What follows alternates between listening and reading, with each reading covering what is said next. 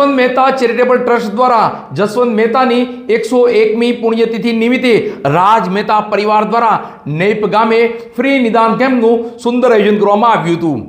આ નિદાન કેમ્પમાં વિશ્વવંદની પૂજ્ય મોરારી બાપુ પધારી પોતાનો રાજીપો વ્યક્ત કર્યો હતો। જસવંત મહેતા ચેરિટેબલ ટ્રસ્ટ દ્વારા મહુવા નજીકના નેપ ગામે આરોગ્ય નિદાન કેમ્પનું સુંદર આયોજન કરવામાં આવ્યું હતું, જેમાં વિશ્વવંદની પૂજ્ય મોરારી બાપુ પધારી આશીર્વચન આપ્યા હતા।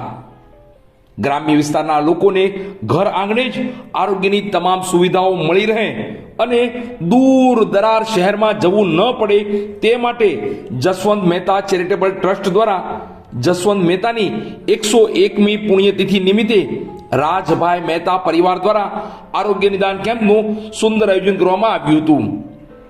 આ આરોગ્ય નિદાન કેમ્પમાં ફિઝિશિયન, જનરલ સર્જન, નાક કાન ગળા વિભાગ, દાંત વિભાગ અને સ્ત્રી રોગ નિષ્ણાત વિભાગોના ડોક્ટરશ્રીઓએ પોતાની સેવાઓ આપી હતી। તો નીપ ગામે યોજાયેલ આ આરોગ્ય નિદાન કેમ્પનો નેપ ગામના લોકો તેમજ આજુબાજુના ગ્રામ્ય વિસ્તારના લોકોએ બહોળી સંખ્યામાં લાભ લઈ પોતાના આરોગ્યની તપાસ કરાવી હતી। તો આરોગ્ય નિદાન કેમ્પમાં વિશ્વવંદની પૂજ્ય મોરારી બાપુ પણ ખાસ ઉપસ્થિત રહ્યા હતા અને આશીર્વચન આપી પોતાનો રાજીપો વ્યક્ત કર્યો હતો।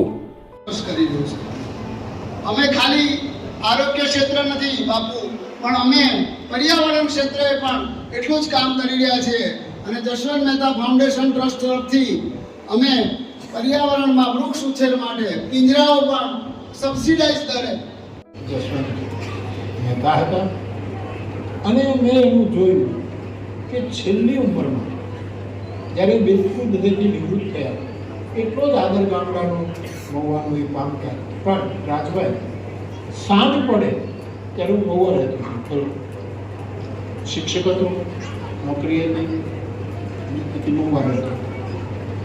મહુવામાં જસવંતભાઈ હોય અને સાંજ પડે ત્યારે 6 વાગે આસપાસ એ કૈડા જોડા ન આવે, મારી પાસે મળવા ન આવે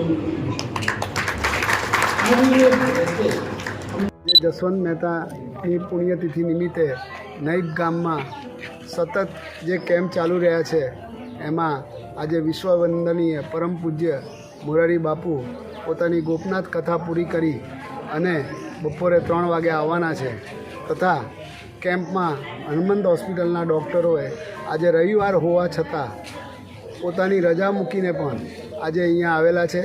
એમનો ખૂબ ખૂબ આભાર માનું છું। તેમજ આજે કેમ્પમાં મોટી સંખ્યામાં દર્દીઓ થયા છે અને બાપુની આશીર્વાદથી આ બધા જે સત્કાર્યો ચાલી રહ્યા છે એટલા માટે બાપુનો પણ ખૂબ ખૂબ આભાર માનું છું। જય હિન્દ, જય ભારત।